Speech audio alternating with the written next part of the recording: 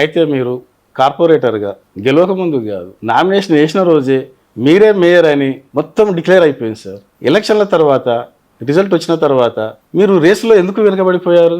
యాక్చువల్గా ఏంటంటే నేను రాజశేఖర రెడ్డి గారు నాకు 2009లో టికెట్ ఇవ్వాల్సింది, కొన్ని అనివార్య కారణాల వల్ల టికెట్ ఇవ్వకపోవడం వల్ల రాజశేఖర రెడ్డి గారు నన్ను మేయర్గా ప్రకటించేసి నువ్వు పోటీ చేసేయి ఎక్కడ బాగుంటుందంటే, అప్పుడు నేను కాంటెస్ట్ చేసినటువంటి మేడ్చల్ నియోజకవర్గంలో కుత్బులాపూర్ కానీ ఉప్పల్ కానీ ఇవి ఉండే అప్పుడు. అయితే ఉప్పల్లో జనరల్ సీట్లు ఎక్కువైనాయి. అయితే ఆయన ఏమన్నాడంటే, రాజశేఖర రెడ్డి గారే మరి నీకు అనుకూలంగా చూసుకొని పోటీ చేయి, మొత్తం 150 సీట్లలో ఏది బాగుంటుందో చూసుకొని పోటీ చేయని చెప్పాడు. చెప్తే అప్పుడు దానం నాగేందర్ టౌన్ ప్రెసిడెంట్ ఉండే, కేవీపీ రామచంద్రరావుని కలవమంటే నేను కలిసిన తర్వాత నీకు అప్సిగూడ అయితే బాగుంటుందని వాళ్ళు సూచించారు. చూస్తే సరే ఓకే అనుకున్నాం, పోయినాను అక్కడ. కానీ నాకు రాజశేఖర రెడ్డి చనిపోయిన తర్వాత నన్ను చాలా ఇబ్బంది పెట్టారు, టికెట్ ఇవ్వడానికే ఇబ్బంది పెట్టారు. తర్వాత నన్ను ఓడగొట్టడానికి కాంగ్రెస్ పార్టీ వాళ్ళు ఇక అంటే ఆల్మోస్ట్ ఎంతవరకు ట్రై చేయాలని వాళ్ళకి శక్తి ఉన్నంత వరకు అంత నన్ను ఓడగొట్టడానికి కాంగ్రెస్ వాళ్ళే అందులో అప్పుడు ఉన్నటువంటి ఎమ్మెల్యే రాజిరెడ్డి కానీ మిగతా సీనియర్ నాయకులు నన్ను చాలా వరకు పక్కకు ఉన్నటువంటి పెద్ద నాయకులు అందరు కాంగ్రెస్ పార్టీలో ఉన్న ఉద్దండులు ఎంతమంది అయితే నన్ను టార్గెట్ చేసిర్రో అంతమంది నన్ను ఓడగొట్టడానికి ప్రయత్నం చేశారు. కాకుంటే నిజంగా కూడా ఆడ నేను గెలవడానికి కారణం ఏంటంటే, ముఖ్యంగా మేడ్చల్ నియోజకవర్గంలో ఉన్నటువంటి అదే యూత్, ఏదైతే నేను తయారు చేసినటువంటి యూత్ కానీ లీడర్లు కానీ స్వచ్ఛందంగా డైలీ ఒక 100-150 కార్లు క్యాన్వసింగ్ వాళ్ళు వచ్చి ఇంటింటికి తిరిగి కాళ్ళు మొక్కి దండం పెట్టి వాళ్ళందరికీ మీరు ఒక్కసారి అన్నకు అవకాశం ఇవ్వండి, మేము ఆయన కింద పనిచేసినాం మాకు తెలుసు అని చెప్పి బతిలాడుకొని వాళ్ళే పనిచేసి అందరినీ కన్విన్స్ చేసి, సొంత పార్టీలోనే ఇంత వ్యతిరేకత వాళ్ళు చేస్తున్నా కూడా మా వాళ్ళు ఇంటింటికి వెళ్ళి ప్రతి బూత్ వారిగా ఇన్ఛార్జ్లు వేసుకొని మొత్తం బూతులలో తిరిగి నన్ను గెలిపేయడం జరిగింది. గెలిపించినాక ఢిల్లీలో కూడా డిక్లేర్ అయిపోయింది, నా పేరే డిక్లేర్ అయిపోయింది అసలు యాక్చువల్గా డిక్లేర్ అయింది. నేను తెల్లారి ప్రమాణ స్వీకారం చేయాలి.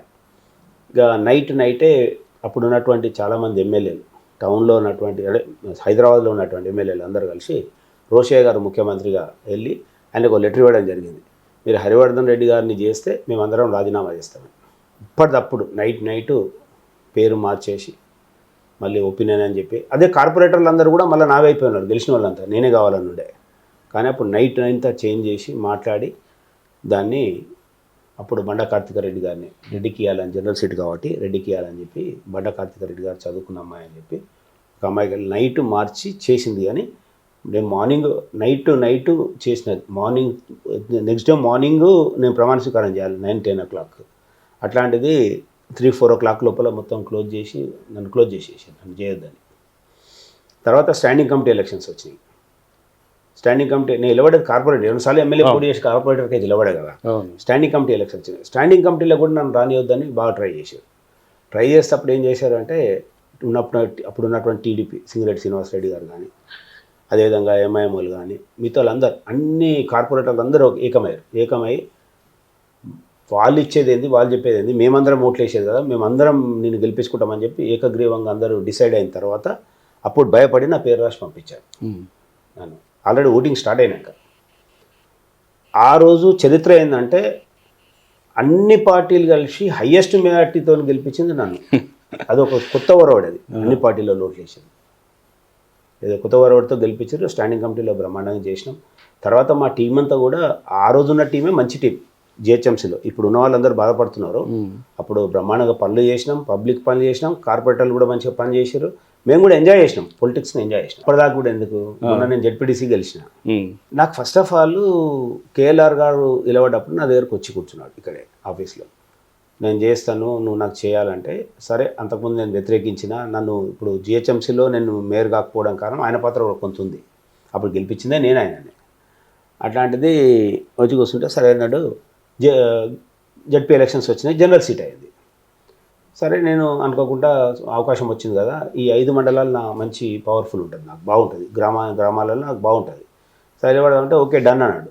మళ్ళీ ఎవరు ఏం చెప్పారో తెలియదు. హరివర్ధన్ రెడ్డి రేపు గెలిచినానుకో మళ్ళీ మేడ్చల్ కాన్స్టిట్యున్సీలో నీకు అడ్డమొస్తుంది అని చెప్పారు. లాస్ట్ టైంలో మాట మార్చేసి నన్ను నిలబడద్దు అంటాడు, దొరకడు, చెప్పడు. ఆయనే ఇన్ఛార్జ్ ఉంది, ఆయనకు ఉప్పుడు చేసి ఓడిపోయినాడు, ఆయన చెప్పాలి. దాన్ని ఎంత ఇబ్బంది పెట్టిండు అసలు చెప్పలే. ఇక ఆడికి చెడగొట్టాలని ఏం చేసినాడు, కొంతమందికి ఎంపీటీసీలకు టికెట్లు ఇవ్వలేదు, బీఫామ్లు ఇవ్వలేదు, అట్లా చేసేసిండు. లాస్ట్ మినిట్లో ఇక ఆ రోజు నామినేషన్ ఇవ్వాలి, లేకపోతే టైం అయిపోతుంది. అప్పుడు ఢిల్లీకేని కుంతియా ఒక జెడ్పీటీసీ టికెట్ కోసం ఢిల్లీకేని వచ్చి పిసిసి ప్రెసిడెంట్గా ఉన్నట్టు ఉత్తమ్ కుమార్ రెడ్డి వీళ్ళందరూ కలిసి సంజాయించి ఆయన పిలుచుకొని చెప్పి అప్పుడు అందరు కలిసి మా కాన్స్టిట్యున్సీలో ఉన్న లీడర్లు అందరు కలిసి మాట్లాడితే అప్పుడు నాకు బీఫామ్ ఇస్తే పరిగెత్తుకుంటూ పోయి బీఫామ్ సబ్మిట్ చేసిన. ఇంకో 15 నిమిషాలు అయితే అయిపోతుంది టైం. అట్లాంటి టైంలో పోయి సబ్మిట్ చేసిన. అదే నాకు ఒక 1 వీక్ 10 డేస్ ముందు నాకు బీఫామ్ ఇచ్చి ఉంటే 5 మండలాలలో మంచిగా మీటింగ్లు పెట్టి ఎంపీటీసీలను పెట్టి జెడ్పీటీసీలో మంచిగా సెలెక్ట్ చేసి ఉంటే జిల్లా పరిషత్ తెలంగాణలో ఏకైక జిల్లా పరిషత్ మాది ఉండేది. నన్ను ఓడగొట్టడానికి కేఎల్ఆర్ చాలా ట్రై చేసిండు జిల్లా పరిషత్ చైర్మన్ కూడా మీరే అయ్యేవారు. నేనే చేసిన, నేనే అందరికీ చూసుకున్నా, అన్ని ఫైనాన్షియల్ కూడా అని చేసిన. కేఎల్ఆర్ గారు నన్ను ఓడగొట్టాలని ట్రై చేసిండు. మల్లారెడ్డి వాళ్ళ బామార్దిని పెట్టిండు. 4 ఎమ్మెల్యేలు నా మీద ఆ రోజు ఎవరు నన్ను ఓడగొట్టడానికి. మైనపల్లి హనుమంతరావు గారు, కృష్ణారావు గారు, వివేకు, శంపూర్రాజు, 4. నాకేమైనా ఒక్కనే, నాకు ఏ సపోర్ట్ లేదు, సింగల్గా. మళ్ళీ పక్కనే ఉన్న కేసీఆర్ మండలి అది. కోట్ల రూపాయలు ఇచ్చినాడు ఆ మండలికి. ప్రతి గ్రామానికి కోట్ల రూపాయలు ఇచ్చినాడు. బ్రహ్మాండమైన రోడ్లు వేసినారు. అట్లాంటి ప్రాంతంలో నేను గెలవడం అనేది రిస్క్. అందరూ కూడా అనుకున్నారు హరివర్ధన్ రెడ్డి గారు చాప్టర్ ఇన్నే క్లోజ్ చేసేస్తారు, ఇక జెడ్పీటీసీగా ఓడిపోతే ఇన్నే క్లోజ్ అయిపోతుంది అని ట్రై చేశారు. కానీ ఆ గ్రామీణ ప్రాంతాల్లో ఉన్నటువంటి యూత్, ఆ గ్రామీణ ప్రాంతాల్లో ఉన్నటువంటి ప్రజలు వన్ సైడ్ ఓట్లేసారు. వన్ సైడ్ వితౌట్ ఎన్ని డబ్బులు ఇస్తే తీసుకున్నారు, అన్నీ తీసుకున్నారు. కానీ వన్ సైడ్ అంటే ఒక 100 ఓట్లు పోలైతే 80 ఓట్లు వేసినారు. ఊర్లు కూడా ఉన్నాయి 80%. అట్లా బ్రహ్మాండమైన మెజార్టీతో గెలిపించారు. నేను ఏకైక వ్యక్తిని 5 సంవత్సరాలు బ్రహ్మాండంగా ఆపోజిషన్లో కొట్లాడినా, ప్రజలకు దగ్గరైనా, అధికారులు కూడా నాకు మంచి సహకరించారు. ఆపోజిషన్లో ఉండి అధికారులు సహకరించురని చెప్పే వ్యక్తి నేను ఏకైక వ్యక్తిని ఉంటాను అనుకుంటాను. నేను ఆపోజిషన్లో పార్టీ ఏమంటారు, నాకు అధికారులు సహకరించలే, అధికారులు ఇట్లా చేసినట్టు. కానీ నేను ఆపోజిషన్లో ఉన్నా నాకు అప్పుడున్నటువంటి అధికారులు నేను ఏ పని చెప్తే, ఏ పని నా సొంత పని ఏమి ఉండదు, ప్రజల కోసం ఉపయోగపడే పని ఏ పని చెప్పినా బ్రహ్మాండంగా పనిచేసి సహకరించారు. మీరు జెడ్పీటీసీగా ఉన్నప్పుడు ఏమైనా అభివృద్ధి కార్యక్రమాలు చేశారా సార్ అక్కడ? యాక్చువల్గా ఏంటంటే ఈడ నిజంగా కూడా చెప్పాలంటే ఈ పంచాయతీరాజ్ వ్యవస్థని 10 సంవత్సరాల టీఆర్ఎస్ పాలనలో నిర్వీర్యం చేశారు. రాజీవ్ గాంధీ గారు గ్రామాలలో ఏ గ్రామానికి ఆ గ్రామానికి నిర్ణయం తీసుకొని బడ్జెట్ కేటాయించి నేరుగా వాళ్ళకు బడ్జెట్ వచ్చి నేరుగా వాళ్ళు ఖర్చు పెట్టుకునేటువంటి పరిస్థితి కల్పించాడు రాజీవ్ గాంధీ గారు. అట్లాంటి దాన్ని ప్రభుత్వం మొత్తం హైజాక్ చేసేసి సర్పంచ్లను, లోకల్ బాడీస్ను, ఎంపీపీలను, జెడ్పీటీసీలను, జెడ్పీలను మొత్తం నిర్వీర్యం చేశారు. లేకపోతే ఇవి రద్దే చేస్తుండే.